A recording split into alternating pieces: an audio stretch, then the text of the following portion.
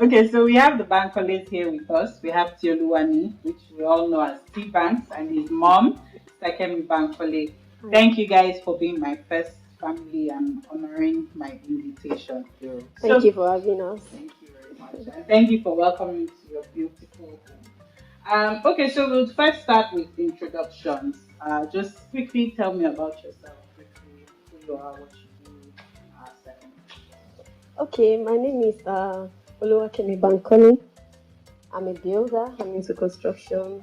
I have two kids. Toluwani is my first child, and Layomi, a girl, is my second child. So, basically. All right, Tioluwani, quickly tell us about yourself.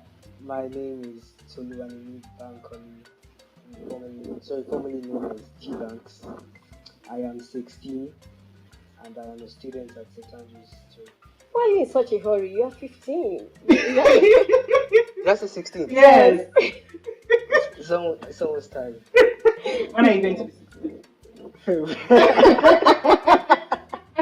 That's too far. Yes, quite far. He's 15 and a half. Okay, 15 and a half. Let's Right. meet in the count it middle. at 15 and a half. Yeah. Okay. All right, cool. Okay, so can you just, I know what the relationship between both of you is like. I've watched you guys in church, at home, and things like that. But just for the sake of this video, just tell people what you would say your relationship is like. Second.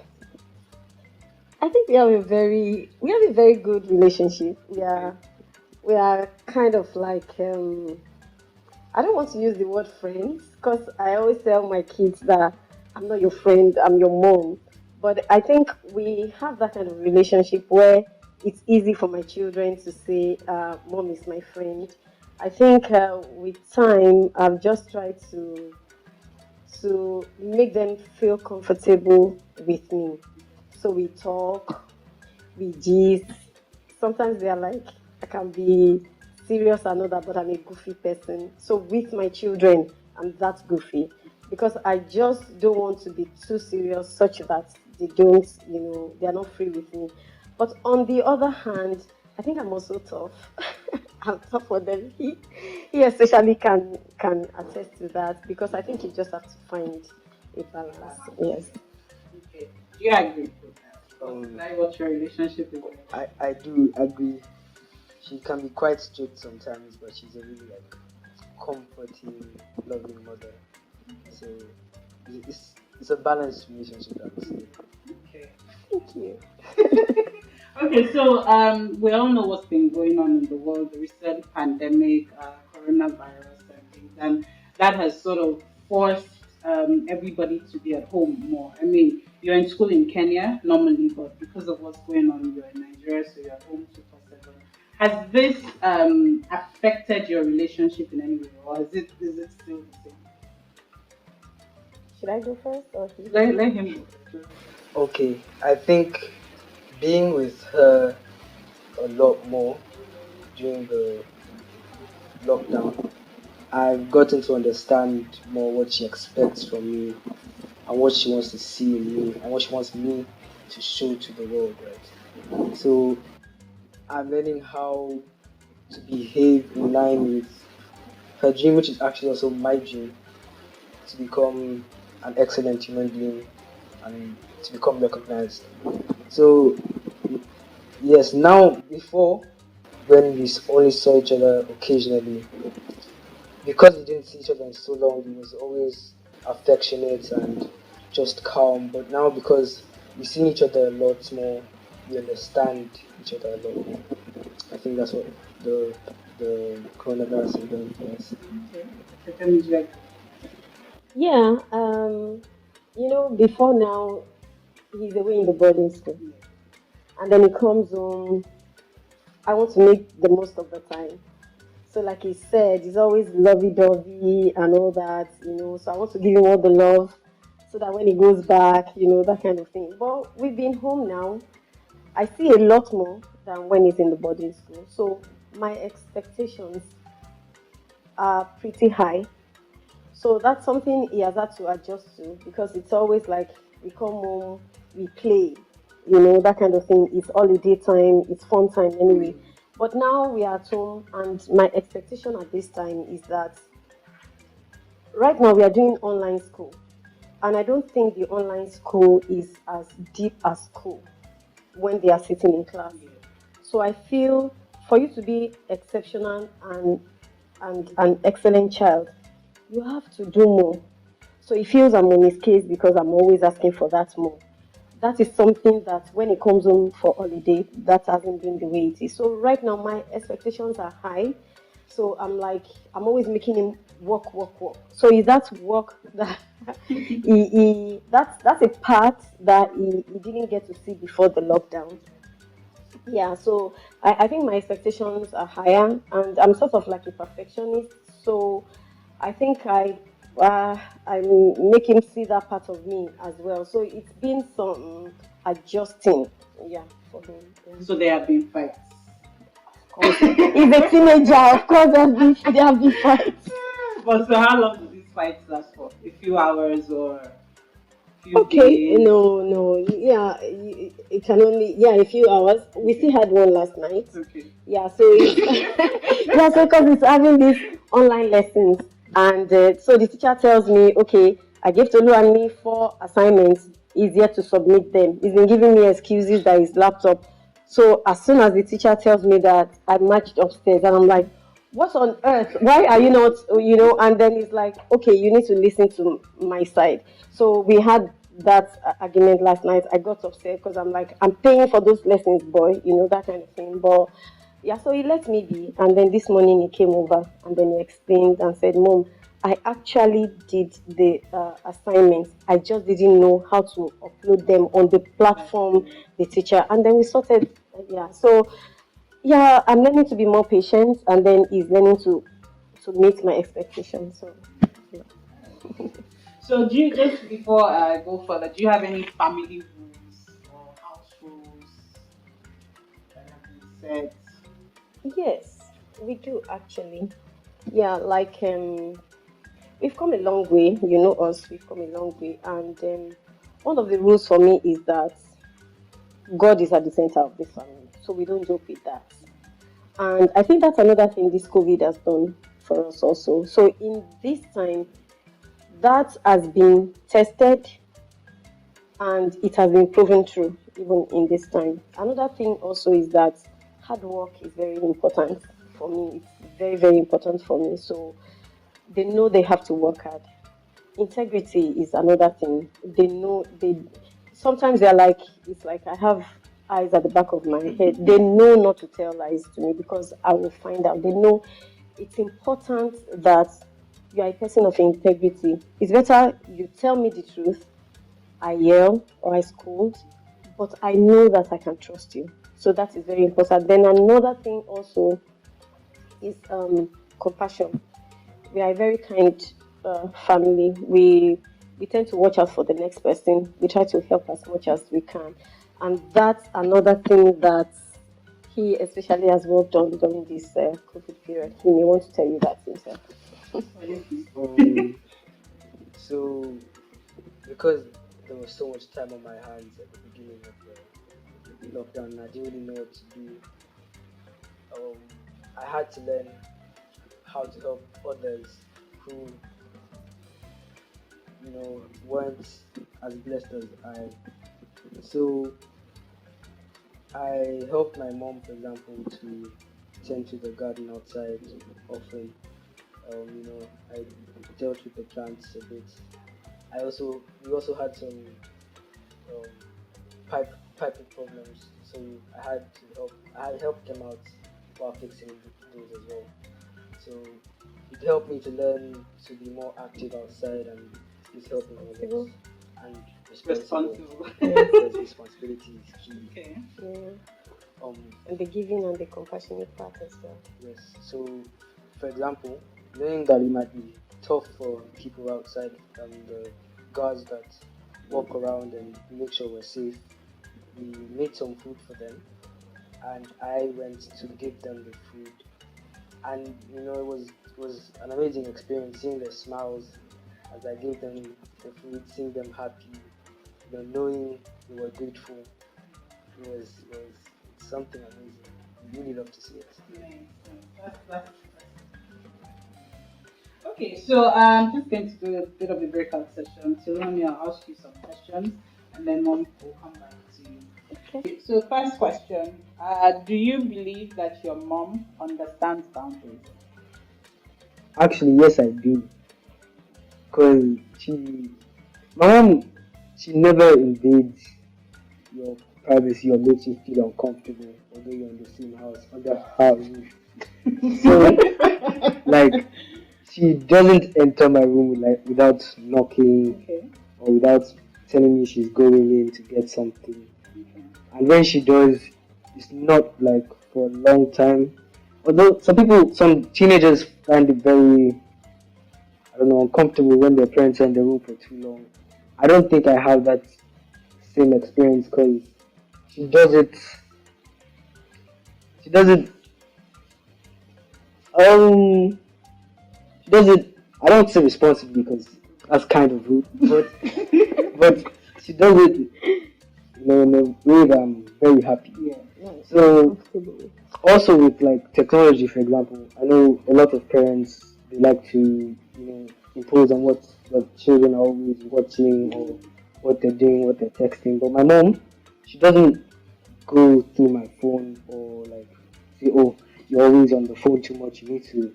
I mean, I know I can be on the phone a lot, and she does say, "You need to get some fresh air sometimes, or try reading a book." But she doesn't. Okay, fine, give me the phone. Let me read the chats or let me look through your history and stuff like that. So I feel very comfortable around her with my boundaries. So it also gives me the opportunity to want to talk to her. So it's great. So I guess there's trust, right? The Yes. fact that you don't go through his phone. and Yes. things. I don't because with time I've taught Soluani to know what is right and what is wrong. And I can confidently say that he's a good boy like that. He doesn't do what he is not supposed to do. Yeah. And because I have that level of trust, I don't have to go through his phone because even without me asking, his phone is there for me to look through if I want to. Mhm. And that is why I don't look through. Because subconsciously, I don't even think he knows he's doing it. He has shown me several times that there's nothing for me to be worried about. And it makes me feel good because it makes me feel like I did a good job. Yeah. Right. And because of that, since he subconsciously gives me the go ahead anyway, it shows me that I can trust him. Yeah. And if I can trust him, then what Yeah. am I? Ah, Yeah. good job. Okay, so second question. What will you say are her strengths and weaknesses of your parents? I know in the beginning, you've spoken about what your relationship is like. You said how she's a loving mom, she's caring, but are there any other points you'd like to, maybe she doesn't even know some of these things. No, I'm pretty sure she knows. I'm going to start with the weakness. I'm going to start with the weakness. right? Okay. So my mom, she has what do I call this? A short fuse. So she can get angry like quickly, or yeah, she gets angry like that.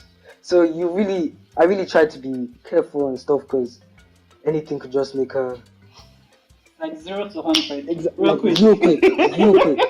So I'm always careful and stuff. So I'm always right. Let me not upset her and stuff like that. So I mean, I've been with her for 15 years. I think I've gotten used to it, but even then, it's still a weakness because it doesn't. It's not just about what happens in here. Here. It also applies to like the outside world. It's a weakness, really.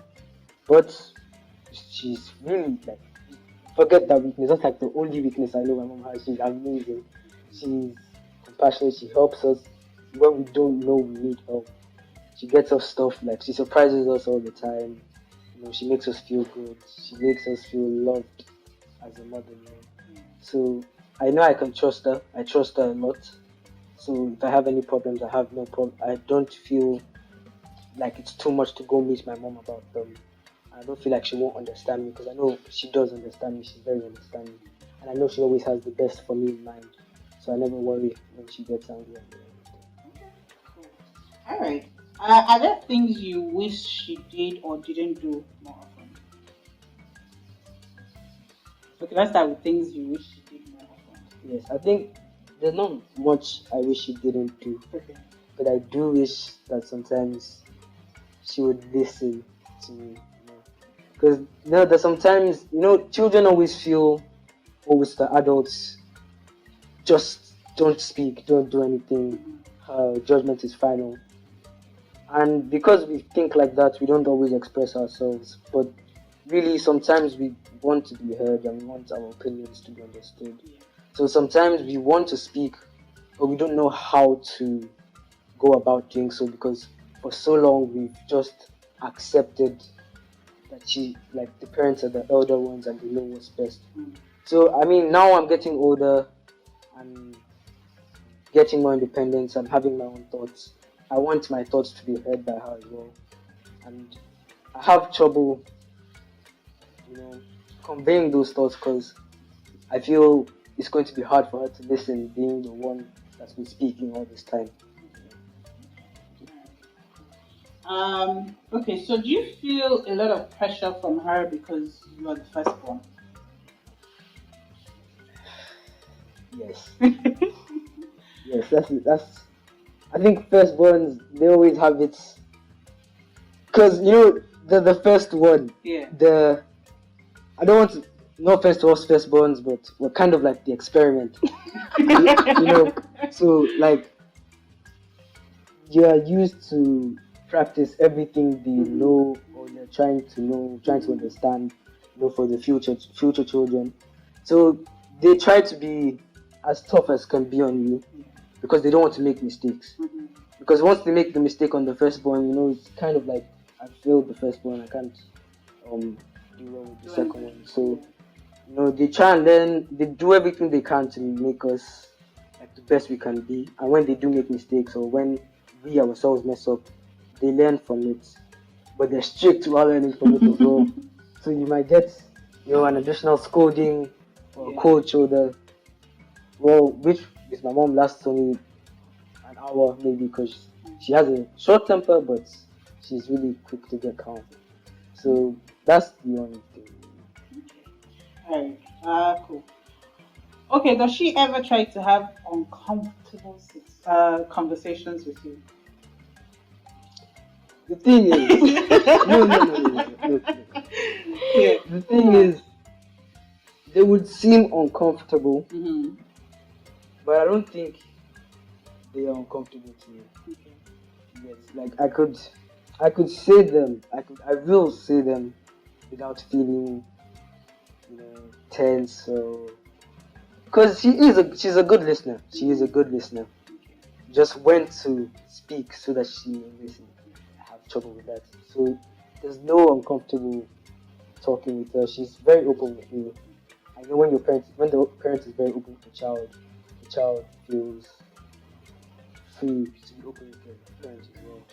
So because of that atmosphere we already have, I don't think I'm always uncomfortable. Just sometimes I'm looking for like, when's the right time? When's the right time? Let me just tell her at a good time when we're all happy and so that there's no complications. You know what I'm saying? Yeah. Okay. That's it. Sorry. Cool. Okay, will you say she's a great problem solver? Oh, yes. Yeah, she is. She gets it. Okay. At what age do you reckon you should be allowed to gain your independence? So, I don't think independence is something you get all at once okay. because you're going to mess up. So in small doses. Yes. Okay. So I think it's like, for example, you become a teenager. That word teenager is a very heavy word. You start giving, a bit of your independence. You're free a bit. You don't rest on you all the time. Oh, this is wrong. This is right. Do this, do that. They're like, okay, fine. You're getting older. You don't have to think the same way. We're two different individuals. Let's, talk it out. Let's come to a compromise. So she's been giving me the independence little by little. Of course, there's some aspects of independence I am waiting for. Like, oh, I'm just 15. I don't know what independence is, but I know independence is greater than what I have now. I'm still like chained to what she wants me to do. If she wants me to do something, I have to do it. Like, there's no discussion about that because she's my mom. She knows best, and I know she knows best. I don't really have the place to say I know better than my mom at the age of 15. So I'm good with the independence I have now. She does it. She knows when to give you independence. But I think to actually get all your independence one time, you will mess it up. Okay, so let's come back to you. So when do you reckon you allow him become fully independent? 21. 21? No, Not even 18. No, that's what every mother. That's a wish, Yeah. But on a more serious note, like you said, I think once they become a teenager, you give them a little leeway, and we talked about some of it already.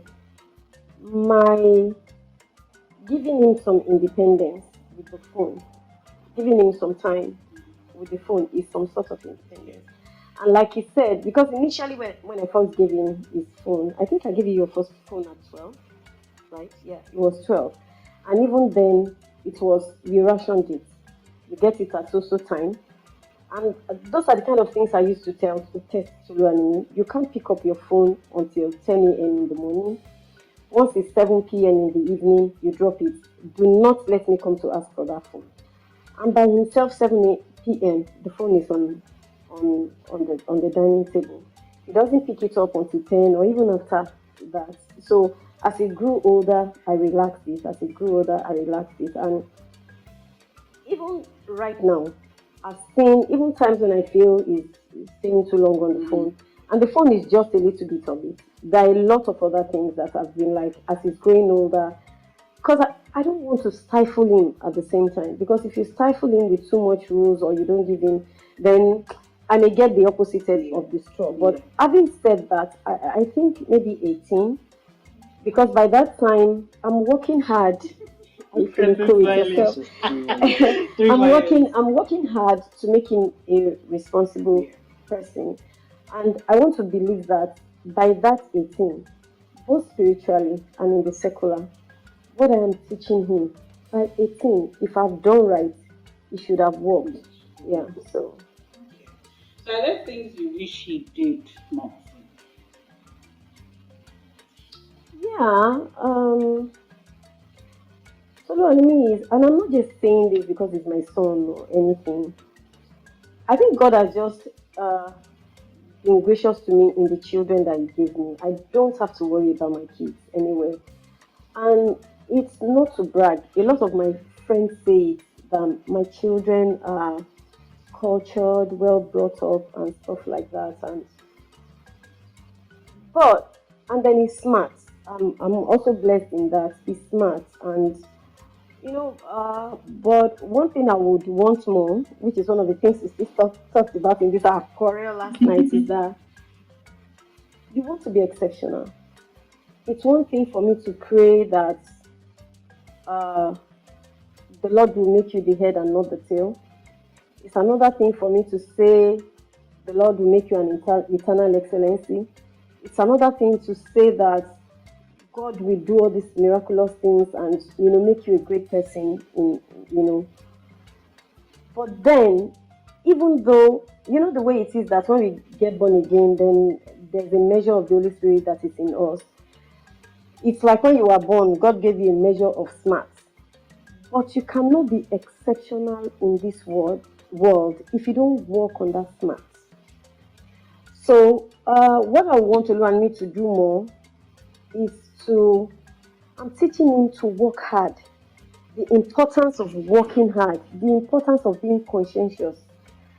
That is what, so sometimes he feels, Mom, you're just worrying for nothing. No, I'm going to be okay. No, do not be cocky. You need to learn hard work is good, and then it's what you work that God will bless. You need to be conscientious. I wish you would take that more seriously. During this COVID period, spiritually, he's been doing a lot of work. He's been getting better. I want him to get to that point when he knows that God is the center of it all. Yeah. Other than that, I think He's doing a good yeah, job. he's doing a good job. Okay. Yeah. So, do you prefer him now as a teenager or when he was much younger? Oh, good question.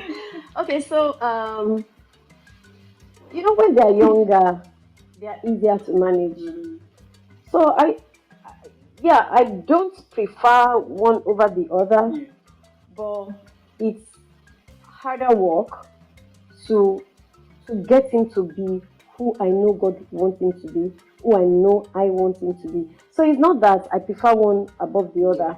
If I'm complacent about raising him, I guess I could say anything good. But I know the vision that I have for him. I know his potential. I know what he can be.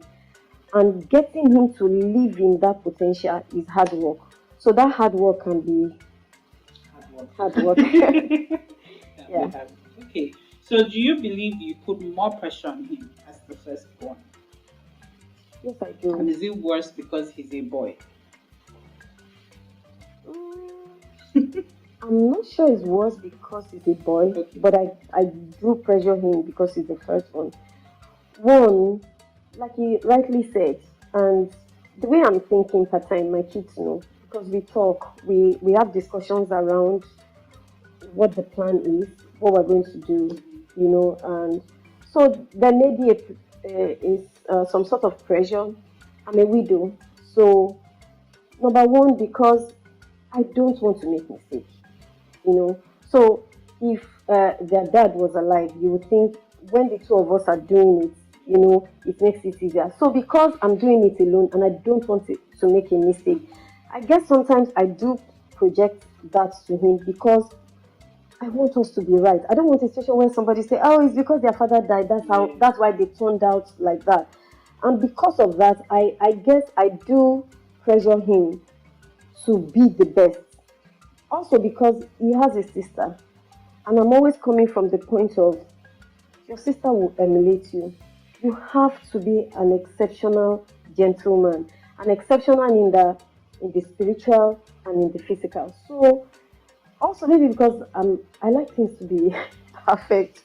I think I project that on him too. So I think in all fairness, I do pressure him both as uh, because he's the firstborn and just because I just have this expectation of him that I feel if I don't do that, there will be gaps, and I don't like that. Okay. All right. Thank you very much. This has been an amazing session. So, just to round up, I would say. So, let me start with you, Sakemi. Are there any words of advice to give teenagers to help make their parents' lives easier, so to speak? Hmm, to teenagers, I would say the teenagers is the time where you want to test boundaries, like your first question, you know, said. It's also the time where you want to exert your independence. But there's a Yoruba adage that says that what a grown up sees while sitting down, even while lying down, if a child climbs the ladder and go to the top of the roof, you still won't be able to see Yeah. it. And that is because it's not a matter of position, it's a matter of insight. Mhm. Do you understand? And just be patient with your parents because they've been where you are, what they know you don't know. So, in the bid to test your boundary and to test your independence, still know also that your parents love you, they will always want the best for you, and they know more than you do at this point in time. All right. So, T-Banks, any words of advice to parents from a teenager's perspective? Oh, wow. You didn't see that coming. I thought I'd be speaking to my age mates. No, this now we're flipping the rules. So now this is to parents. I think for parents, it all depends on like the emotions and the feelings you show your child, because that's what they're going to reciprocate back, right? So if you show to your child that you trust them and you can leave important things in their hands, they want to leave important things from them in your hands. So it all depends on how well you can show your child that you are there for them. And when they feel like they're always there for me, they'll feel like, okay, I should be there for them as well. Let me, as they put their trust in me, let me put my trust in them. I think trust is one of the greatest things to be considered between an adult and their child, because to me it's the foundation of the relationship. If you don't trust your child, you won't have a good relationship. You won't trust them. You won't tell them anything. You won't feel like speaking with them. And it's the same way that children feel with their parents. Okay, amazing. Thank you so much. So I hope this has been helpful to parents and teenagers. We would like you to please send in questions. You guys will be open to answering questions, right? So just send in questions about their relationship or anything it is you want to know. So this would happen one Sunday every month. We will pick the next family, or if there's a particular family you want to see, please let me know. Thank you for watching, and please, I hope we listened to what they had to say. They were very insightful. Thank you very much, and God bless you.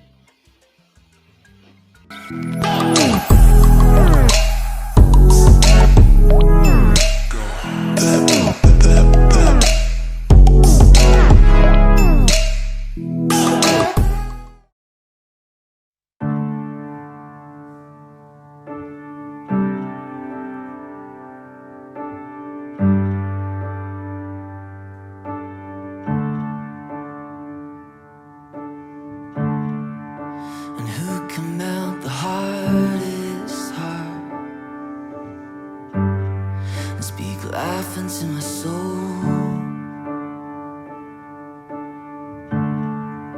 And who can spin the world around and hold me ever close? And who could search the depths of me and love me to the core?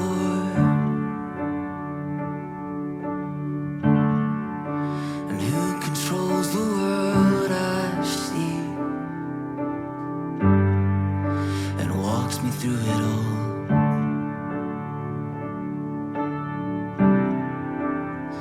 No one but you.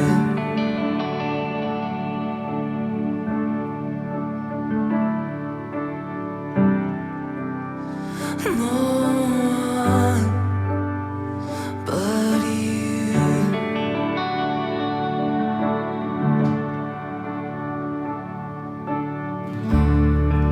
And who has made the righteous right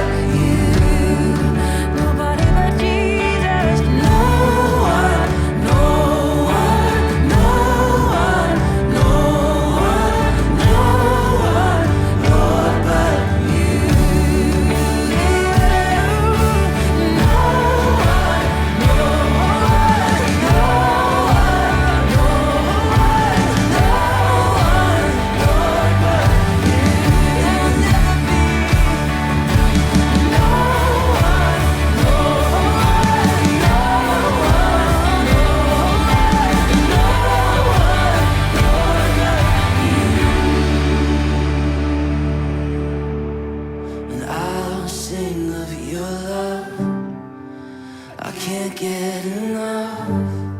I just want you.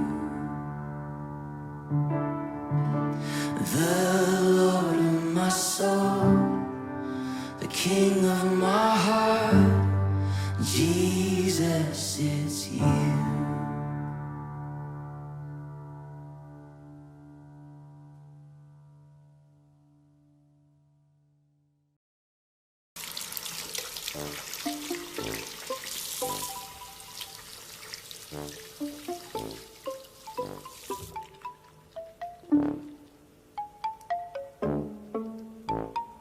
Habib, where do you think you're going? Stay out my way. I'm going to play football with my friends, and there's nothing you can't. Silence! You think this is funny, eh? You can get the deadly coronavirus. The gorilla virus? No, the coronavirus. Do you know what will happen when you do? Do you? Huh? What will happen? You will bring the coronavirus home and then infect everyone. Mommy will be sick, no more jollof rice. Huh? Daddy will be sick, no more going out to see movies. Oh no! Not the movies! No! Even worse, the government will come and take Mommy and Daddy away. Ah, you're just making it up. No, I'm not. Yes, you are. See for yourself.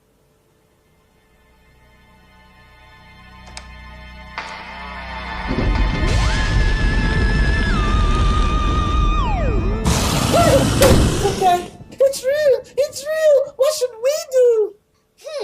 The coronavirus is out there. We should stay at home for now. Always wash our hands with soap and water so we can prevent it from spreading. Boo!